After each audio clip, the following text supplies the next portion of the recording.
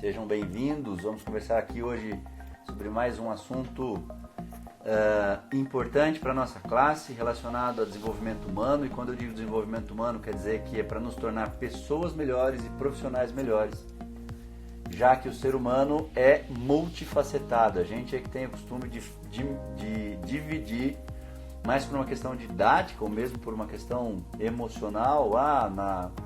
Na minha área profissional eu não estou muito legal, mas na pessoal eu estou bem, ou então na profissional eu vou super bem, mas eu estou com problema em casa, enfim, mais por uma questão relacionada à emoção mesmo, para a gente conseguir segmentar para ficar mais fácil de administrar. Mas isso é interessante, tem até uma ferramenta de coaching que mostra, faz a pessoa acordar para isso, de que muita gente, quando não está bem na área pessoal, por exemplo, familiar, afetivo, enfim, acaba descontando tudo na área profissional e fica focado lá, só trabalha, como se aquilo fosse aumentar, melhorar um pouquinho a questão pessoal. E isso é só uma questão de tempo, é óbvio. Se a gente está com problema em alguma das nossas áreas de vida e não cuidar dessa área, claro que em algum momento isso vai respingar nas outras áreas. Então a gente tem que cuidar da gente como ser humano inteiro. Cuidar de todas as áreas, tem que ser melhor como pessoa, tem que ser melhor profissionalmente, tem que ser melhor com a minha família, ser melhor com os outros, enfim. Boa noite, quem está entrando agora. Sejam todos muito bem-vindos. E hoje o assunto que a gente vai falar é sobre ansiedade. Ansiedade, que é uma palavra que vem do latim, ansietas, que significa angústia. E é o que a ansiedade normalmente nos traz. E a gente vive numa era relacionada à ansiedade. Afinal de contas, por conta da velocidade de transmissão de informação, que é tudo muito rápido, as coisas têm mudado muito rapidamente, a gente está sem paciência de esperar as coisas, então a gente quer tudo para ontem, as pessoas também querem tudo para ontem, isso acaba virando uma reação em cadeia que muitas vezes a gente não sabe administrar, junta com outras questões emocionais, que acaba que a ansiedade vira um problema de saúde pública, inclusive, claro. Eventualmente tem um problema ou outro de uma pessoa que passou por um trauma, e aí tem o transtorno de estresse pós-traumático, tem uma série de outras coisas relacionadas à ansiedade, mas não é disso que a gente vai tratar aqui. A gente vai tratar daquela ansiedade de vida que todo mundo tem, como é que a gente consegue administrar isso, quando pedir ajuda. Como todas as outras lives, as outras minhas explanações, eu sempre começo com um racional teórico para depois, no final, entrar com as dicas práticas do que a gente pode fazer praticamente, nesse caso, para administrar a ansiedade. Só que é muito mais uma coisa relacionada a entender como é que é o processamento cerebral relacionado a isso, porque senão a gente não consegue usufruir das dicas. Então, sejam todos bem-vindos que entraram agora, Camila, Rafael, a Marine, doutora Grazi, enfim, todos vocês que eu ainda não cumprimentei, mas fiquem até o final porque a gente vai falar sobre essas dicas. Pois bem, se a gente pegar, a minha geração, por exemplo, talvez tenha aqui na sala alguém que seja também da minha geração, que tenha acompanhado parte desse processo. A gente começou a ver computador dentro de todas as casas, dentro de algumas casas, vamos dizer assim, na década de 90. Eu estava na graduação ainda, eu me lembro que nem todo mundo tinha computador, aliás, pouquíssimas pessoas tinham computador, porque era uma coisa muito cara, nem todo mundo sabia mexer, enfim. E a gente armazenava dados num disquete enorme, talvez vocês se lembrem disso. Depois a gente passou a armazenar dados num disquete um pouco menor. Depois a gente foi para CD, depois foi para DVD, depois foi para pendrive. Hoje é tudo na nuvem. Já há algum tempo que você pega os computadores mais modernos, por exemplo, os notebooks da Apple, já não tem drive de CD e DVD há algum tempo. Agora eles cortaram também drive USB para você espetar um pendrive e salvar os dados ali, porque vai tudo ficando na nuvem. Onde eu quero chegar com isso? Que tudo está acontecendo de forma muito rápida e muito rápida. Antes a gente tinha que esperar dias para conseguir acesso a alguma informação, um resultado de exame, por exemplo, e hoje é tudo muito rápido. E as pessoas estão com cada vez menos tolerância de esperar pelas coisas. Então, eu sempre cito o exemplo de você chama um terceiro para fazer um exame na sua clínica, de um ultrassom, um exame de imagem que seja, uma radiografia volante, enfim. Por mais que o colega fale o que aquele animal tem, o tutor não aguenta esperar pelo laudo. 2 horas depois ele já está perguntando o laudo, já está infernizando o veterinário, dono da clínica, e daí vira uma reação em cadeia, porque o veterinário acaba cobrando já o colega que foi fazer o exame. Então vira uma reação encadeia dessa questão e um vai deixando o outro ansioso e o outro ansioso também, e está todo mundo suscetível a isso. E como a gente sabe que as emoções elas são contagiantes, eu contagio vocês a partir do que eu estou sentindo e sou contagiado por vocês. Tem um estudo muito legal, inclusive, eles colocaram 2 pessoas que não se conheciam dentro de uma sala, deram para eles testes para eles responderem a respeito do que eles estavam sentindo emocionalmente. Teste de múltipla escolha, dá nota que você está sentindo, alegria, tristeza, saudade, enfim. Eles recolhiam os testes, 2 minutos depois eles reaplicavam o mesmo teste, não tinha nem dado tempo das pessoas conversarem entre si. E propositadamente eles escolhiam pessoas que não se conheciam e mais, eles escolhiam pessoas de forma estratégica, onde uma era mais expressiva emocionalmente e a outra nem tanto, porque a gente sabe que tem isso. O resultado do segundo teste é que aquela pessoa menos expressiva tinha mudado as respostas, ou seja, ela se sentia diferente só por estar na presença do outro. Elas se espelhavam. A menos expressiva se espelhava emocionalmente na outra que era mais expressiva. Com isso eles conseguiram provar uma coisa que já era empírica e que já era perceptível. Você está perto de alguém que está triste, a sua tendência é também diminuir um pouquinho o grau de energia. Você está perto de alguém que está extremamente feliz e radiante por alguma coisa e contando as coisas, a tendência é você também aumentar o seu nível de energia. Ou seja, isso já era empírico e eles conseguiram demonstrar por essa pesquisa que de fato a gente transmite emoção de um para o outro e capta a emoção de um do outro também. Onde eu quero chegar com isso? Que por mais que você não seja uma pessoa ansiosa, talvez você não seja, ou não se enxergue como uma pessoa ansiosa, essa live também é para você. Por quê? Porque se você convive com outros que são ansiosos, você acaba assimilando isso. E no momento que você tiver um problema emocional de família, ou de trabalho, ou de grana, ou qualquer coisa, que você fica mais vulnerável, a tendência é que aquilo também comece a te abalar um pouquinho mais. E por que algumas pessoas são mais expressivas emocionalmente e outras nem tanto? Não tem nada de errado com isso, isso é perfil comportamental. Quer dizer, se a gente pega aqueles 4 padrões de comportamento do DISC, o D de dominante, I de influente, S de estável e C de conforme, onde cada uma tem a sua característica mais marcante, a gente sabe que um padrão predomina em mim, mas os outros 3 eu também posso ter um pouco mais ou um pouco menos, mas sempre tem algum que é maior. O dominante é aquele que foca em resultados, ele tem mais energia, ele fala mais alto, ele quer as coisas para ontem, etc. O I de influente, ele foca nas pessoas, é aquele cara que gosta de se relacionar, é o somebody love, que gosta do happy hour, que gosta de conversar, gosta de ter contato com pessoas, ele também fala alto. E os 2 outros, o S de estável, é aquele cara que é mais diplomático, ele é mais ponderado, ele pensa para falar, ele demora para tomar atitude, ele foge de conflito. E o C de conforme, que é aquele cara engessadinho nas regras, ele gosta de seguir regras, gosta de ler manual de instrução. Ele também fala mais baixo, ele é mais desconfiado um pouquinho. Quando a gente divide os padrões em 4 quadrantes, então o D e o I têm algumas semelhanças, o C e o S têm outras semelhanças, o I e o S têm semelhanças, o D e o C também têm semelhanças. Onde eu quero chegar com isso? Pegando os extremos, o D é um cara que quer tudo para ontem, ele é mais ansioso, ele gosta de fazer as coisas, de ir atrás das coisas, enfim. Desculpa, vou tomar minha aguinha aqui. Portanto, ele é mais expressivo emocionalmente. Já o S, ele não é tão expressivo emocionalmente. Ele é aquele cara que, quando ele está feliz, ele está assim. Quando ele está bravo, ele está assim. Quando ele está triste, ele está assim. Quando ele está com raiva, ele está assim. Ou seja, ele não expressa muito emoções. Talvez você seja essa pessoa, não tem nada de errado com isso. É questão de perfil comportamental. Eu só estou explicando sobre isso para você entender que ainda que você não seja ansioso, você capta a emoção um do outro. Então a gente tem que estar sempre atento. Por quê? Porque às vezes a gente não demora para conseguir identificar a ansiedade na gente mesmo. E é disso que a gente vai falar agora. Como é que a gente identifica? Então, os sinais corporais da ansiedade são parecidos com os sinais relacionados ao medo. Então o olho fica em midríase, eu fico com o olho estatelado, olhando. meu coração palpita, bate mais rápido, às vezes eu sinto bater aqui na garganta, minha respiração fica mais superficial, eu passo a ter vasoconstrição esplâncnica e vasodilatação e musculatura esquelética para jogar o sangue para a musculatura esquelética. Dependendo do nível de ansiedade, eu acabo sentindo até alteração na pele.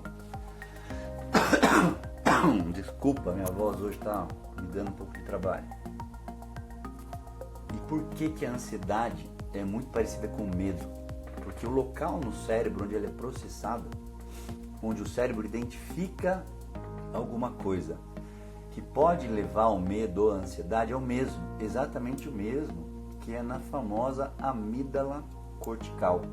São duas, um em cada hemisfério cerebral, elas têm o tamanho de 2 amêndoas, por isso elas se chamam amígdalas e estão no próximo ali da região central. Se você quiser imaginar, põe um dedo no teu olho direito, um dedo na tua orelha direita, onde esse dedo se encontrar lá dentro é o local exato onde a amígdala direita está localizada, e a mesma coisa a amígdala esquerda.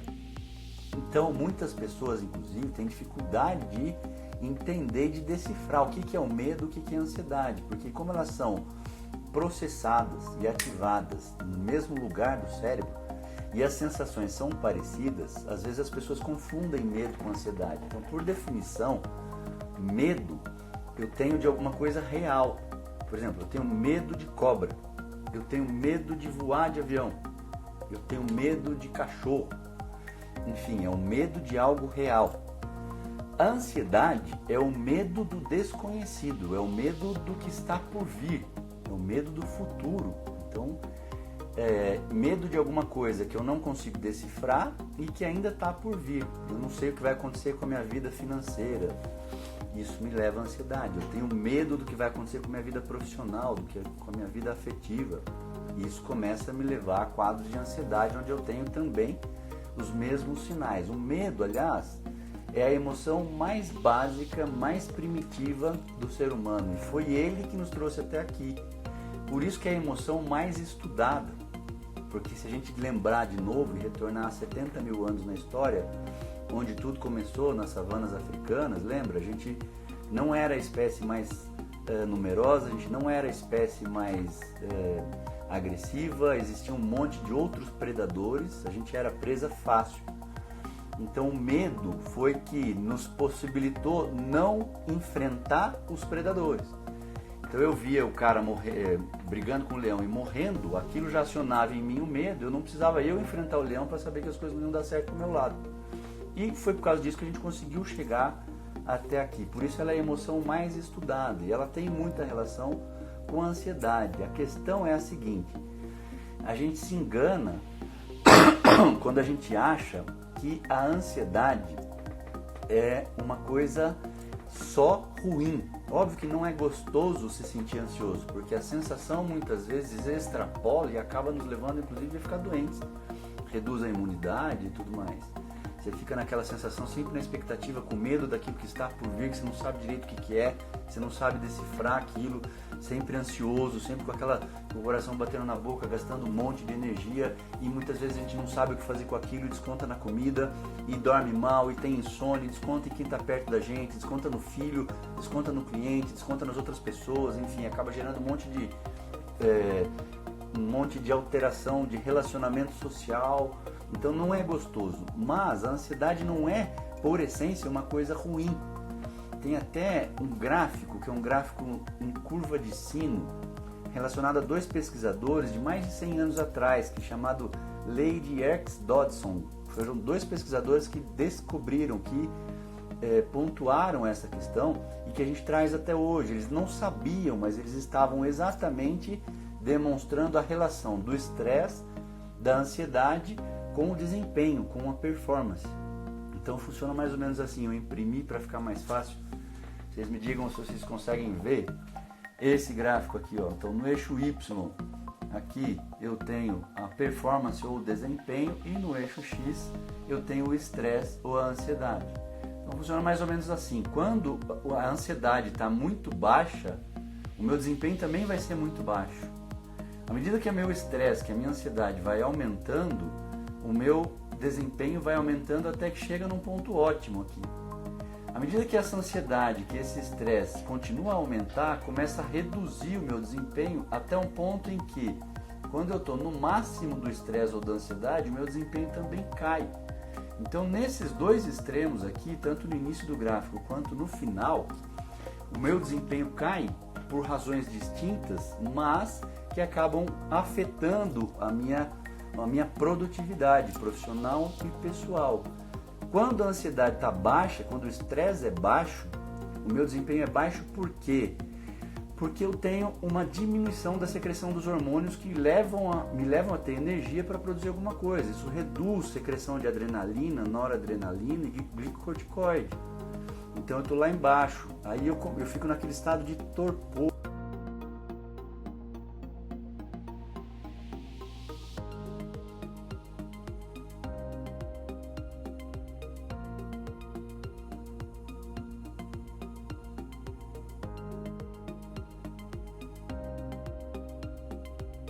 O meu eixo hipotalâmico hipofisário para secretar os hormônios relacionados à energia. E aí eu começo então a aumentar a minha produtividade até que a minha produtividade fica ótima, que eu fico lá pilhado fazendo as coisas. Quando o meu estresse, a minha ansiedade começa a aumentar demais a secreção de adrenalina e noradrenalina. Eu passo a ter taquicardia, eu passo a ter um grau de vasoconstrição tão grande que isso também reduz a minha perfusão cerebral e, obviamente, reduz a minha produtividade. Então, com isso eu quero mostrar o quê? O que esses dois pesquisadores, Yerkes e Dodson, se você colocar na internet você vai ver esse gráfico descrito, eles justamente pontuaram que eu preciso de um nível de estresse X que leve a produtividade hormonal. Eles não descreveram a produtividade hormonal, isso veio depois, obviamente, para as pesquisas de fisiologia, mas para que eu tenha a energia necessária para produzir. E se eu fico muito estressado, muito ansioso, esse nível de secreção hormonal passa a ser tão grande que também é prejudicial.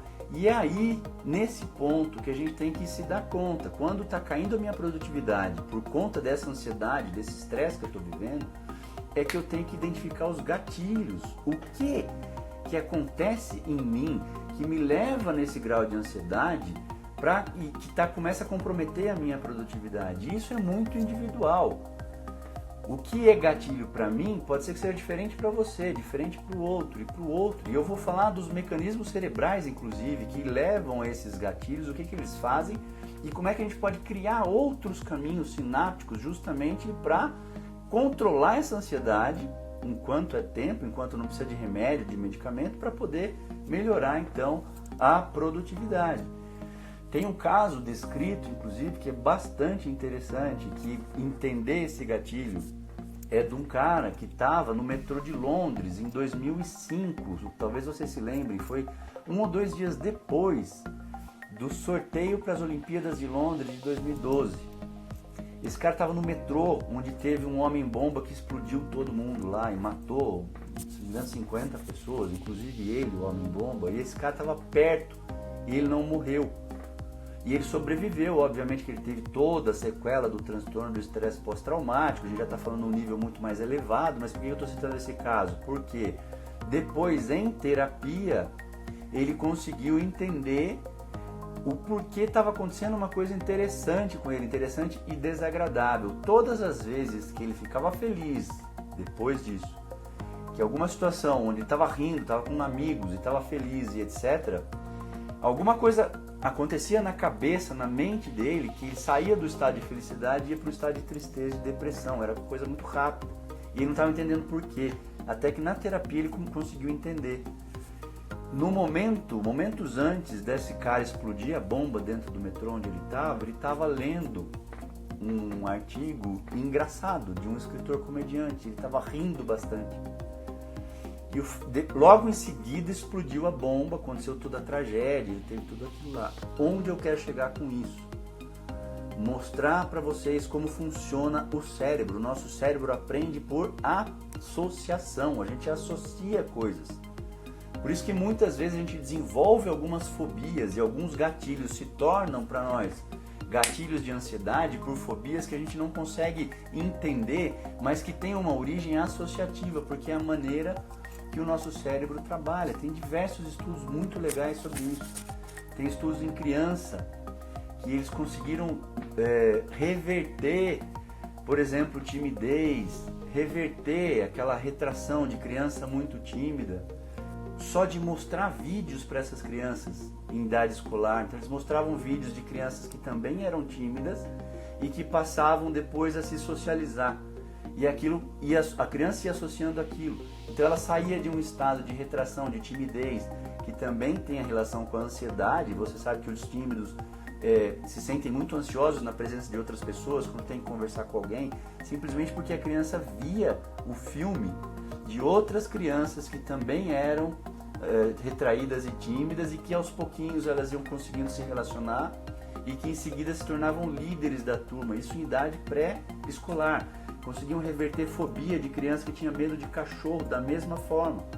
Eles punham essas crianças sentadas e mostravam vídeos de outras crianças que não se aproximavam de cachorro porque tinham medo, mas que de repente iam se aproximando, de repente começavam a brincar com o cachorro, e a criança que estava assistindo, só de olhar aquilo, mudava esse processo associativo e revertia esse grau de fobia, de timidez, de medo, de ansiedade, whatever, o que quer que seja, simplesmente porque criava novos caminhos neurais. E é isso que eu quero ensinar agora para vocês. Como fazer isso e por que a gente tem que prestar atenção nesses gatilhos e por que a gente tem que entender esse processo fisiopatológico da ansiedade, como o cérebro processa isso. Porque a gente está vendo inúmeros veterinários passando por isso na nossa profissão, entrando em processo de burnout, porque a gente tem todo um aparato gigantesco para o cara entrar em burnout. Ele começa a ficar ansioso, ele não quer mais ir trabalhar, ele começa a associar um cachorro com coisa ruim, enfim, ou porque ele não soube lidar empaticamente com o animal que morreu, ou por conta da desvalorização profissional, desvalorização social da nossa profissão, a complexidade do que a gente tem que atender. Eu tenho que atender um pouco de dermato, embora eu deteste dermato. Eu tenho que atender emergência, pode ser que eu deteste emergência, mas chegou para mim um bicho atropelado, eu tenho que fazer alguma coisa. Enfim, tem todo um aparato para a gente estar sempre num estado mental muito agitado, sempre esperando que alguma coisa ruim possa acontecer por conta de tudo isso que nos acontece. E aí, uma coisa é fato: quanto antes eu identificar o que está me levando nesse estado mental, quanto antes eu identificar o gatilho que provoca em mim a ansiedade, quanto antes eu identificar aquilo que do meio externo ou do meu próprio pensamento me leva para um estado emocional agitado, quanto antes eu intervir, mais fácil eu conseguir bloquear aquilo e criar outros caminhos sinápticos. E aí entra a maior dica: o que a gente pode fazer para bloquear esse processo e desenvolver um estado emocional que seja melhor, um estado emocional que seja mais pacífico, que seja mais positivo, para eu manter o meu nível de produtividade. Então, para quem chegou atrasado, eu repito, a relação da ansiedade com o nosso desempenho, a nossa produtividade é uma relação bastante interessante.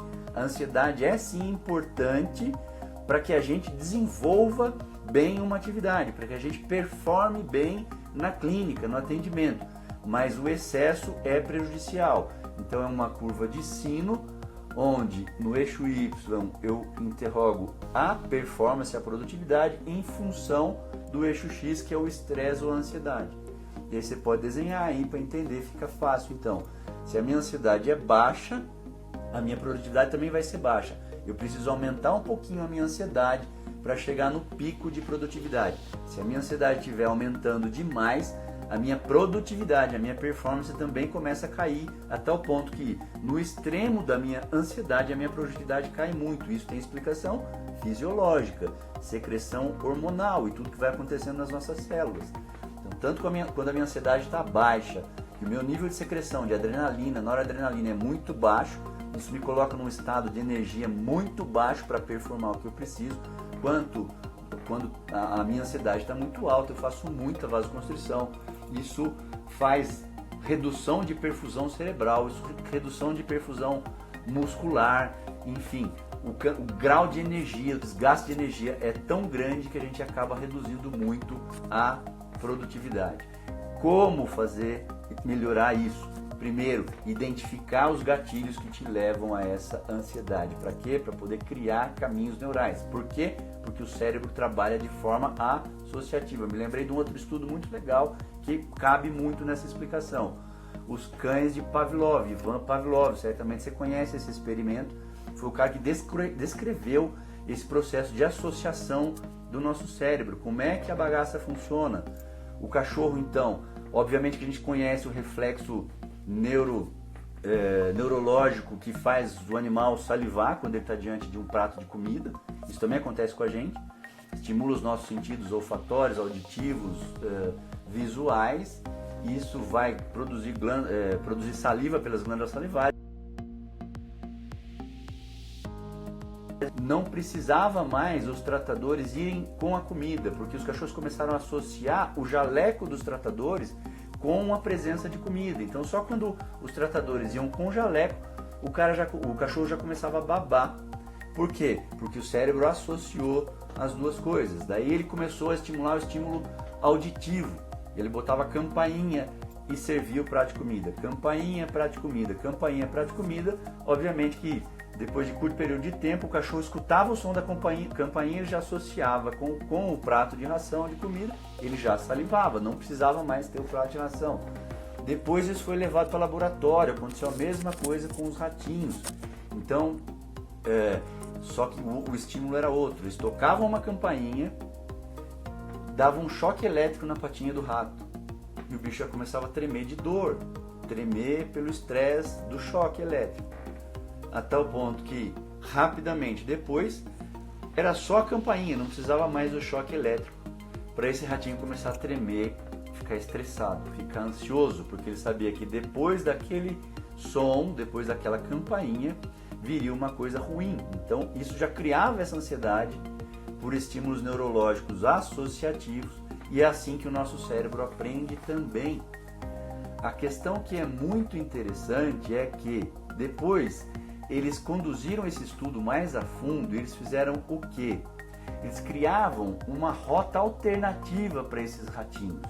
Então eles colocavam uma sala diferente, de tal forma que cada vez que eles tocavam a campainha, o rato tinha condição de correr para essa outra sala que antes não existia. E quando o rato escolhia entrar nessa sala, eles não davam choque. Só que o rato tinha que ter a iniciativa de buscar essa outra sala que tinha aparecido. Até que o cérebro do rato aprendeu que podia tocar a campainha, que era só ele correr para essa outra sala diferente, nova, que começou a aparecer, que ele não recebia o choque. Então, tocava a campainha, ele corria para lá, ele não tremia mais. O cérebro aprendeu, o cérebro entendeu, criou rota alternativa. E é isso que a gente tem que fazer, criar rotas alternativas quando a gente identificar o gatilho daquilo que nos deixa ansiosos. Aí eu imprimi para vocês, para ficar mais fácil aqui, ó, no cérebro humano.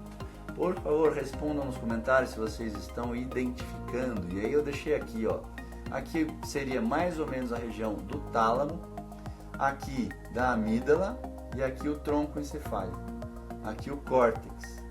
Então o primeiro caminho neural, quando o rato sentia dor, era esse aqui. Ele escutava o som da campainha, isso ia para o tálamo processa esse som, joga para a amígdala disparava avisando, vem dor por aí, vem dor por aí. Aí esse estímulo da amígdala ia direto para o tronco encefálico, aumentando pressão arterial, frequência cardíaca, frequência respiratória e tudo isso. Então era esse caminho neural aqui, ó.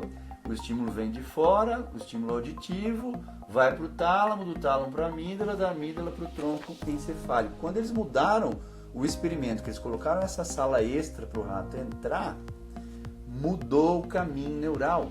O caminho neural passou a ser o seguinte, então o estímulo auditivo era processado no tálamo, ia para as amígdalas, só que das amígdalas esse estímulo vinha para cá, para o córtex pré-frontal.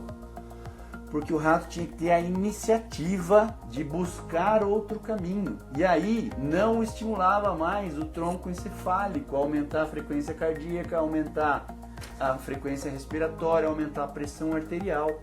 Portanto, ele não tinha mais os sinais clínicos da ansiedade, porque ele sabia que vinha dor. A ansiedade, no caso, acontecia por isso. Não sei se eu estou me fazendo claro, por favor, coloque nos comentários. Esse caminho neural é importante por quê? Porque à medida que você entende quais os gatilhos que causam ansiedade em você, você identificando isso, você pode criar atalhos. Que atalhos são esses? Você que vai ter que definir. Como assim?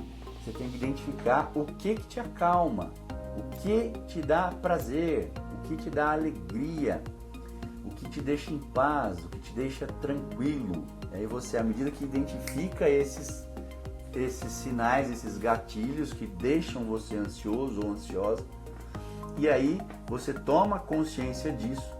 E tomando consciência disso, você escolhe fazer outra coisa, porque quanto antes você bloquear esse estímulo é mais fácil.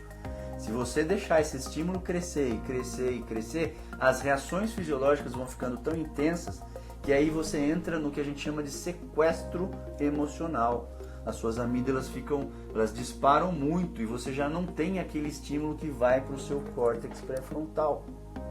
Vou dar o meu exemplo. Teve uma época que eu estava passando por um problema emocional bem grande e eu desenvolvi fobia por avião, voar de avião. O ponto é que eu preciso viajar muito de avião para dar aula, para conseguir dar palestra. Eu dou palestra no Brasil inteiro, eu viajo direto, toda semana eu viajo. Então você imagina o inferno que era na minha vida. Eu não deixava de ir, eu encarava o medo, porque eu sabia que se eu deixasse de ir, aquilo ia crescer, ia ficar maior do que eu. Porque alguma coisa aconteceu, e eu nunca tinha tido medo de avião. Eu passei a ter medo de avião por alguma coisa que eu associei e que eu não sei ao certo o que é. Então eu passava já na semana de voar, eu já ficava entrando para ver o tempo, para ver como é que ia acontecer, que tipo de avião que era e etc. E com dificuldade, inclusive. Que caminho neural que eu fui buscar diferente? Eu comecei a associar o voo com coisas que eu gosto de fazer. Por exemplo, coisas que eu gosto de fazer que dá para fazer enquanto eu estou voando. Eu adoro mexer em palestra, mexer em aula, que eu chamo de fazer a perfumaria da aula, da palestra.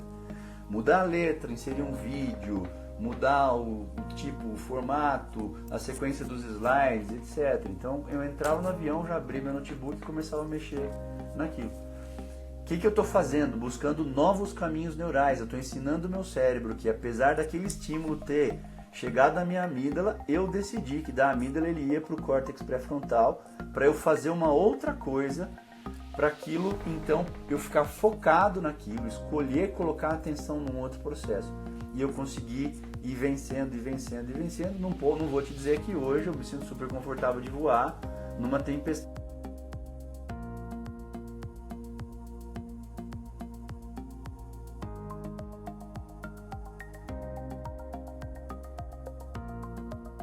Caminhos neurais, mostrando para o meu cérebro.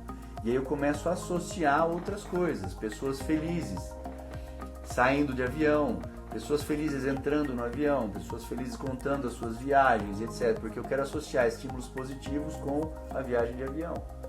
Só que você tem que entender qual é o gatilho que leva à ansiedade.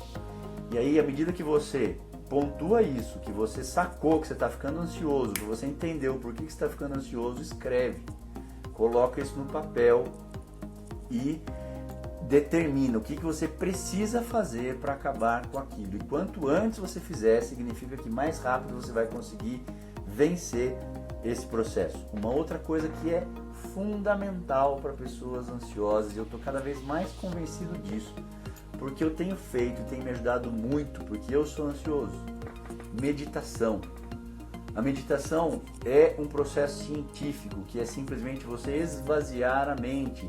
Meditação guiada ajuda bastante, é coisa de 5 a 10 minutinhos por dia. Os estudos mostram que 2 meses que você medite já melhora muito o seu nível de ansiedade. Um outro estudo muito interessante, eles pegaram monges que viviam em regiões só meditando o tempo inteiro, fizeram ressonância magnética desses monges e eles perceberam que o córtex pré-frontal esquerdo, que especificamente é a região do cérebro que é chamada de freio dos impulsos emocionais, então é aquilo que você precisa desenvolver, precisa irrigar mais, precisa evocar mais sinapses aqui, porque são essas sinapses nessa localização cerebral que vão ajudar você a controlar medo, controlar ansiedade, controlar raiva, sentir menos, ter menos emoções negativas por muito tempo, ruminar menos algumas brigas, discussões que você tem dentro da sua casa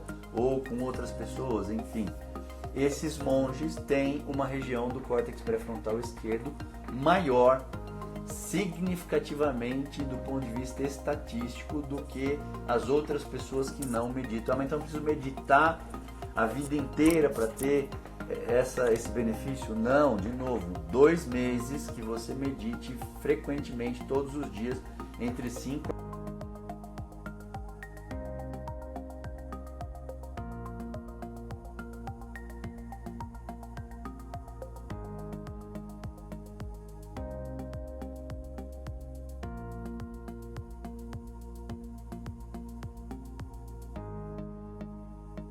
para tomar consciência corporal. Tem a meditação da atenção plena, que é a que eu faço e aqui eu recomendo que você faça. Meditação da atenção plena é justamente para aumentar a sua consciência corporal. Você passa a ter mais consciência do como o teu corpo te mostra as emoções que você está sentindo. Então a gente não costuma prestar muito atenção nisso. Você só presta atenção quando a coisa já saiu do seu controle, que já começou a ficar mais difícil de você botar um freio. Então a meditação também ajuda bastante nisso. Por isso que se você quiser, se você tiver interesse, pode me mandar um e-mail caleiso.rosa@gmail.com pedindo eu quero as meditações guiadas. São 8 áudios, é um áudio por semana que você vai escutar. Quando você terminar o último, não quer dizer que você vai parar o processo, mas quer dizer que você já vai notar melhora no seu estado emocional relacionado à ansiedade, relacionado a como você gerencia as suas emoções, relacionado a como você toma as suas decisões, relacionado a como você entende melhor o seu corpinho te dizendo você está com raiva, você está ficando triste, você está ficando ansioso, você está ficando eufórico demais, toma cuidado, porque em muitas pessoas a euforia acaba levando a promessas que elas não conseguem cumprir, enfim.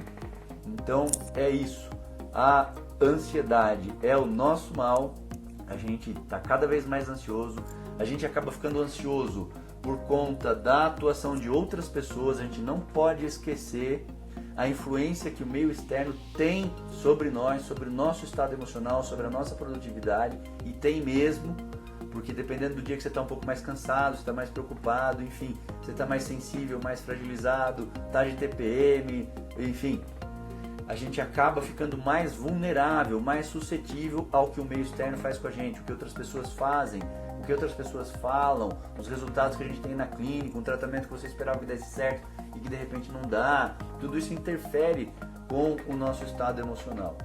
Então a gente acaba captando tudo isso. O importante é tomar consciência de que isso pode ser mudado. Você toma consciência de quais são os gatilhos que estão ativando a ansiedade em você, como? Percebendo fisiologicamente, corporalmente, como a ansiedade se mostra em você, e você cria novos caminhos neurais, você passa a fazer outra coisa, até que o teu cérebro, por plasticidade, porque hoje os cientistas já demonstraram a plasticidade cerebral, quer dizer, a gente forma novos neurônios, sim, esses novos neurônios eles vão ser colocados onde houver uma demanda maior. Por isso que se você estimular, por exemplo, o córtex pré-frontal esquerdo através da meditação, você vai mandar mais neurônio para cá, sim. Por isso que os monges que passaram por ressonância magnética mostraram que eles têm essa área do cérebro maior do que o das outras pessoas, justamente porque eles meditam mais, evocam mais sinapses para cá, vai um número maior de neurônio, e isso aumenta o tamanho dessa região cerebral, anatomicamente falando, isso não tem mais discussão. Então, quer dizer, a gente tem caminhos para seguir antes de entrar num processo onde a gente precise buscar ajuda médica, buscar ajuda psiquiátrica, buscar tomar remédio, quiçá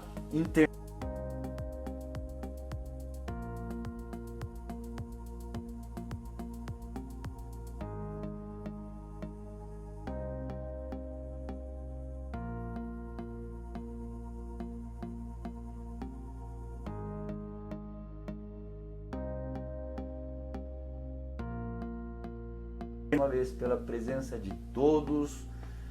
Estou muito feliz com vocês aqui. Divulguem essa live, a gente vai jogar de novo, fazer o upload pros stories. Eu vou baixar essa live e ela vai pro meu YouTube. Eu queria te convidar a assinar o meu canal do YouTube, Caleison Rosa, ativa lá o sininho para você receber as notificações. A gente tem colocado bastante conteúdo relacionado ao desenvolvimento humano lá no YouTube. Então peço a ajuda de vocês para divulgar, assinar o canal no Facebook também, no Instagram também, porque vale muito a pena a gente discutir sobre propostas de melhorar a nossa classe de médicos veterinários como um todo e não só individualmente.